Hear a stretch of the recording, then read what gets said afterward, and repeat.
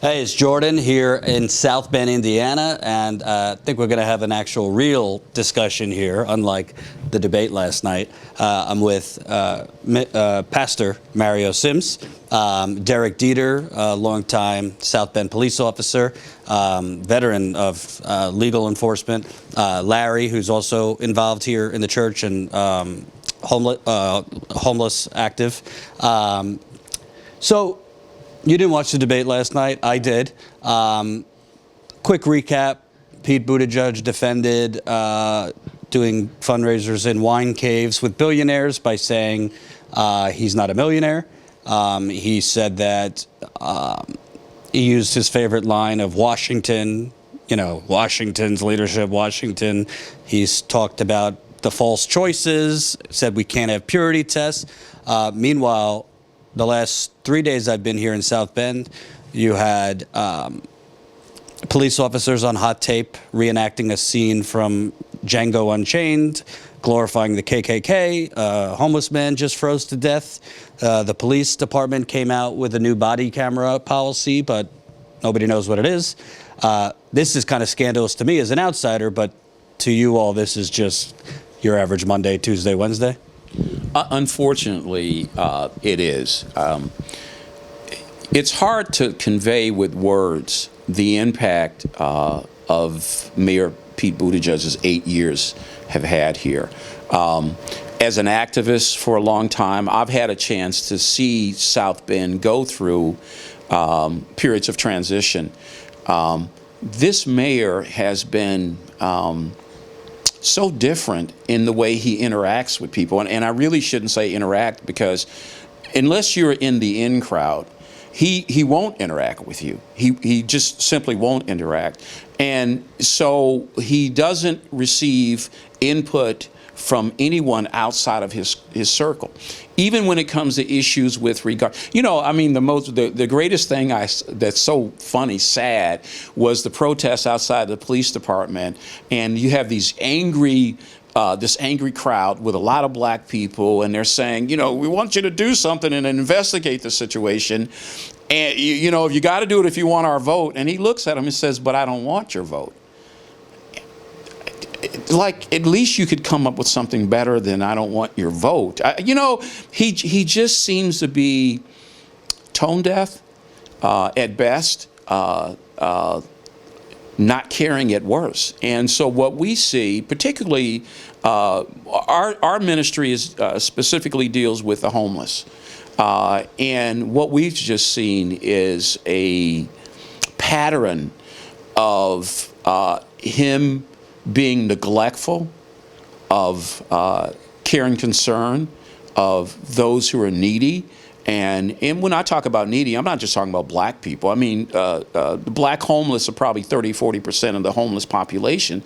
But his lack of caring is across the board when you're talking about homeless. You noted the guy that froze to death. That shouldn't be. I mean, if you stop and think over the last 3 years, it's kind of like a game where along about August, September, the light bulb goes on in his office and he realizes, well, we got to do something about the homeless. Okay, well, it gets cold here every year about the same time.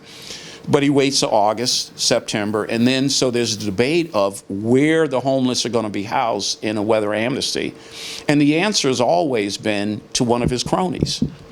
He always throws just north of $100,000 out to someone that has a relationship with him to effectively lease a building from November, December, January, February, March, and April to provide limited, and Pastor Larry can expand on that. When I'm talking about limited, typically it's under 60 beds divided between men and women, which is nowhere near what we need.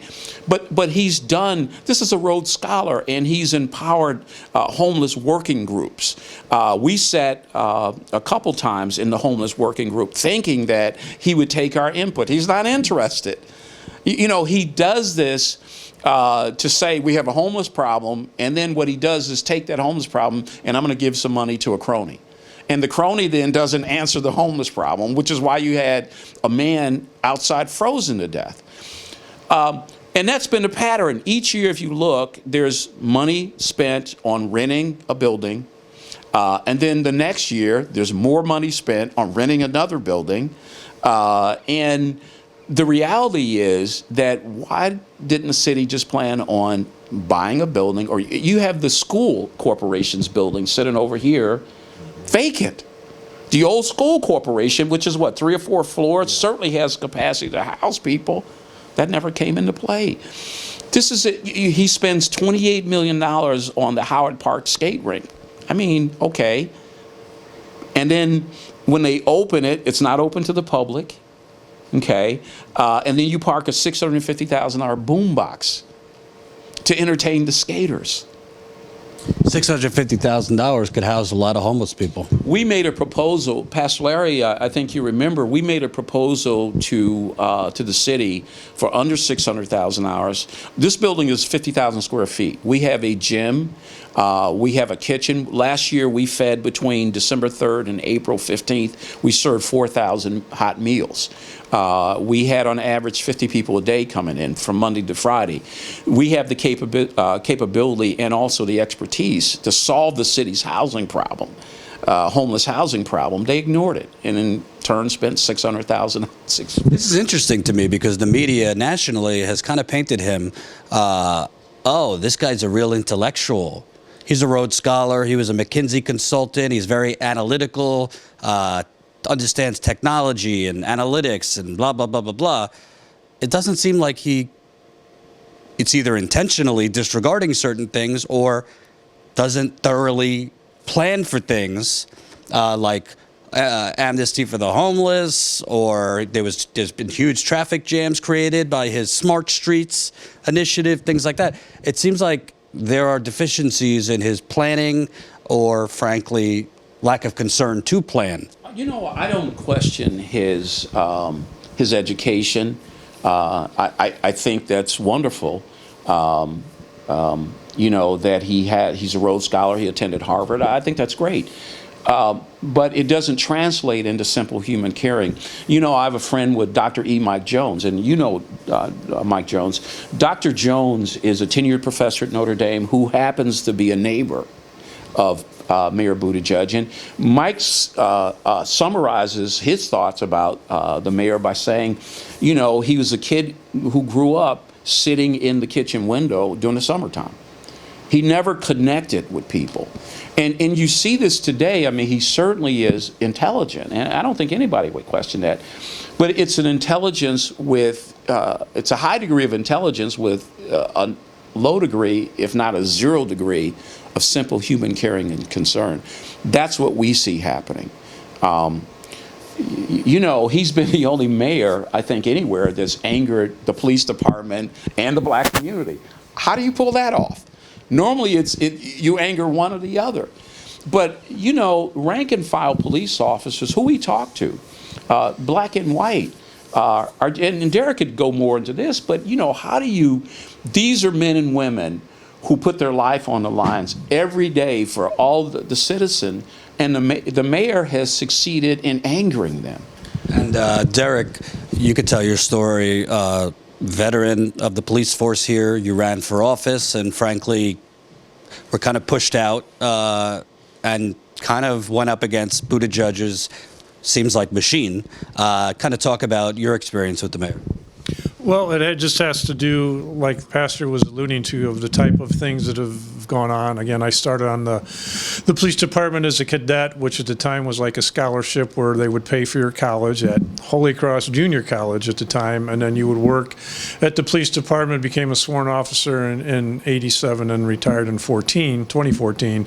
So I've gone through the gamut of the policeman. We didn't have vests. You had a revolver. Was on SWAT for 20 years, and we had trickle-down Vietnam vests, no automatic weapons, no helmets. So everything technology-wise on the police department has changed. But at the end of the day, like Mario said, just because you may have been the smartest kid in your class and went to phenomenal schools, which is great, there's a whole different level of what happens on the street and what happens to people. And if you were never acclimated to hanging out in the park, getting in fights in the schoolyard, knowing the different people, have different lives. Things are affected differently from your power life that you've had, which is, if you've had it, good for you, congratulations. But being the smartest kid in the class does not equate to being a good leader, of putting things in perspective when it comes to, well, I'm going to do all these streets, okay. And that was my first thing when I was on the council. I spent 12 years on the council. Once you spend all this money, what are we going to get back in economic development? What are we going to get in jobs? And they just would stay, well, we need to slow down the traffic. I go, for what? If we left right now and I take you downtown, you couldn't buy a pair of socks. It's that type of thinking that, let's have these beautiful roundabouts. Oh, cool. Once you get into the city, you're going, that's it? It's just sad. But from all that perspective, the years I spent on the council, and again, oh, you have an axe to grind. Well, my axe to grind is, he supported a woman because I wanted to run for city clerk after 12 years, simply for the fact that you're the keeper of the records, that's all you do. So you're busy maybe 3 times a month doing that. I wanted to go out and teach local government to the middle schools and the high schools because people don't know. That's why you only have 9% of the people vote around here. And just get people involved. So he supported her, whatever, because I was never a party guy. I never kissed the ring of the Democratic oligarch, so that's why they didn't like me, which is fine. I get more out of walking to a grocery store, or this past couple days passed out a lot of books of Dieter.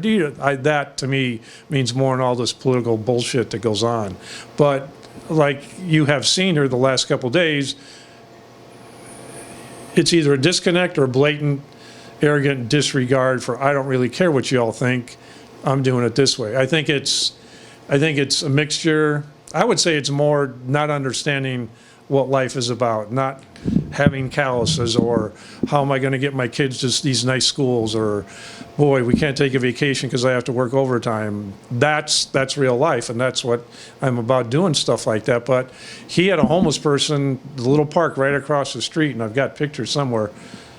All summer, a homeless person was sleeping on a bench right across the river. Hope you enjoyed that last video. Hop on over to statuscoup.com, where you can sign up for our email list and become a member for as low as $5 to $10 a month.